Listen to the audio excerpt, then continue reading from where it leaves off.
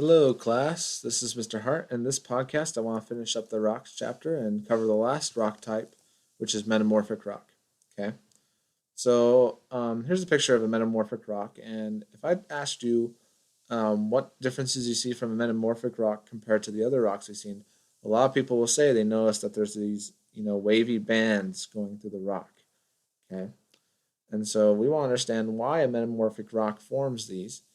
Okay. And that all comes down to how and why a metamorphic rock forms. So if we look at how a rock forms, it comes from the process of metamorphism, okay, which is a really big word, but it just means the process where heat and or pressure alter the existing rock without melting the rock entirely. Okay, if you look at the word metamorphism or metamorphism, okay, the word meta means slight and morph means change. So this is slight change over time. Okay, that's kind of the root of the word.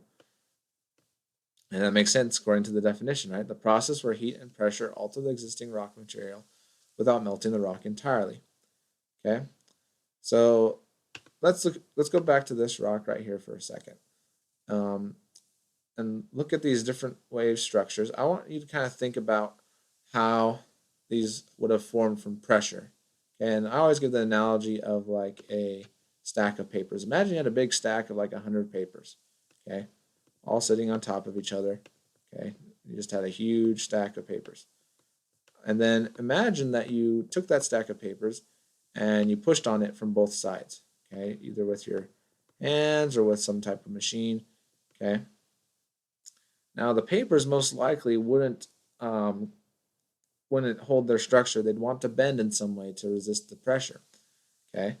But they're not going to bend in a nice smooth pattern. They're going to bend in some type of wave-looking formation, right? They're not going to all bend up. They're not going to all bend down. They're going to bend into these weird shapes to kind of give the papers more support, more strength, okay? So you can imagine, if you look at this rock, you can see those different waves through here. And this layer right here, and you can kind of see it in this layer right here. And all throughout, you can just imagine that I took this whole big rock and I pushed on it from both sides. Okay. Hopefully you can kind of see that as we compress this rock on both sides, it's morphing to this pressure. Okay, this pressure, this force has morphed this rock material. Okay, so that's how a metamorphic rock forms. Okay, so pressure and heat kind of bend the rock slowly, and the different layers can compact together, and we get these wavy bands throughout most metamorphic rocks. Okay. All right. Same. You can see the same thing with these rocks right here. You can see those different layers that are compressed and how they kind of bend from the different rock pressure. And again, I want to emphasize this part right here without melting the rock entirely. Once you melt the rock entirely, it's no longer a metamorphic rock, it becomes an igneous rock. Okay? So it's not quite enough heat to melt the material, but the pressure is enough to kind of bend it and compress certain layers together. Okay? So that's how a metamorphic rock forms. Okay? All right, so how do we identify metamorphic rocks? Okay, so this is a picture of some marble. Okay, and marble is a metamorphic rock. And you'll notice, just like sedimentary rock, it has these bands throughout the material. Okay, but how do we tell the difference between these types of banding in a sedimentary rock, or sorry, these type of banding in a metamorphic rock compared to the banding in a sedimentary rock? Okay, and the key here is that we have the layers much closer together. In sedimentary rock, the layers can expand across a lot larger distance, whereas metamorphic rock, the layers are usually quite small. Also, these layers bend a lot more than you would see in a sedimentary rock. And these layers on this side probably don't match these layers on this side. Okay? And so that's some of the ways we can tell a metamorphic rock from a sedimentary. Another way is metamorphic rocks are quite smooth, but they're pretty jagged along the edges generally. Okay? And so that's another way we can identify metamorphic rock. Okay? All right. So in class, we did an activity where I handed you a bunch of different rocks and we had to be able to classify them.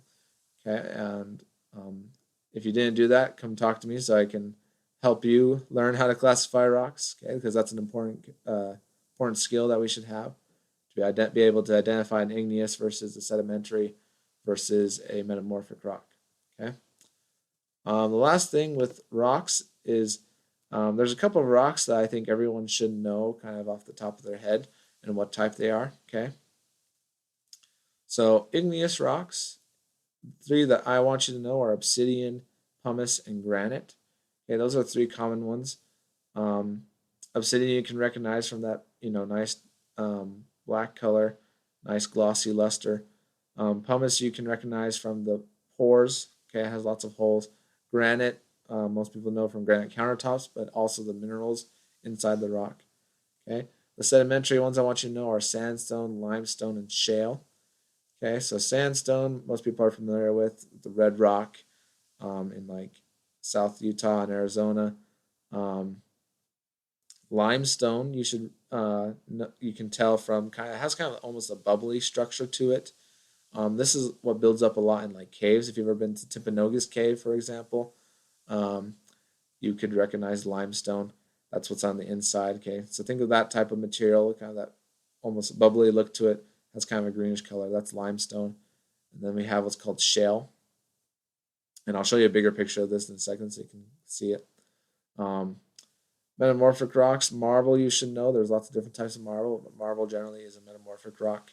There's one called gneiss, which looks similar to granite, but instead of minerals on the inside, you can see the different layers banding across. And the last one is slate. Okay, last one's known as slate. And it's very similar to shale. They're very related. Okay, so here's some bigger pictures of them if you want to see the different ones. So obsidian, pumice, and granite. Igneous, then the sedimentary, sandstone, limestone, and shale. And then the metamorphic are marble, gneiss, and slate. So again, on gneiss, you can see it looks a lot like granite, but instead of the minerals, you see the different layers. Okay, so you should know these 9 different rocks. If I gave you a picture of one of them, you should be able to tell me which of the 9 it is and what type it is. Okay, so you should know that for the test. All right, and so the last thing we want to talk about is what we call folds. Okay, so I think this is an important part of rock formation because it can change a lot of the structure of rocks. Okay, so if you notice in this picture, we have what we call a fold. Let me draw a better line. Okay, so you see that looks like a sedimentary rock. Okay, and it probably was once flat, but now the rock is kind of bent and turned into what we call a fold. Okay, so just like the metamorphic rock, where we were talking about how it compressed over time, and we gave the analogy of the bunch of paper, right? And as you pushed on the paper, it kind of folded into a weird shape.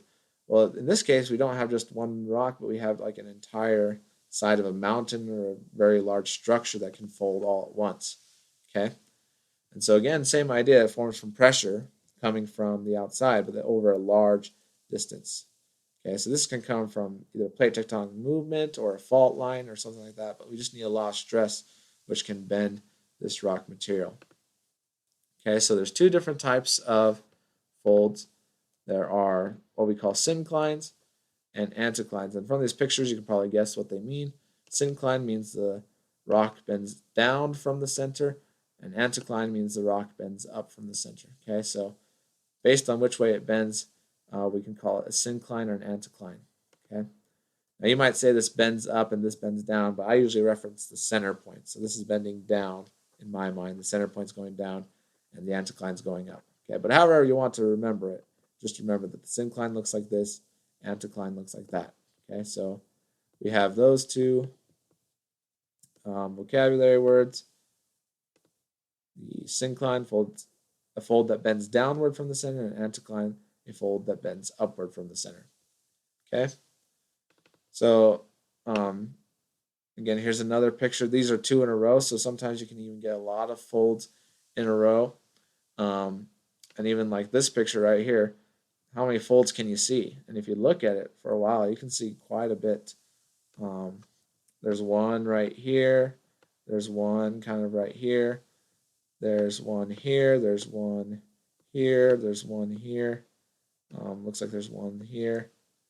And there's one right here as well. So Um, you can have lots and lots of different folds just in one little given area, just based on the stress from the underground rocks and pressure. So, anyways, the point is that folds don't necessarily form by themselves. They can have a lot in a given area, a lot in one little group. Okay, but that's all we are covering for the rock chapter. Um, you should know how to separate between an igneous, sedimentary, and metamorphic rock. You should understand how they form, and you should understand what folds are and how they can kind of change how a rock looks and change rock structure. Okay, but hopefully that all makes sense. And let me know if you have any questions, and thank you for watching.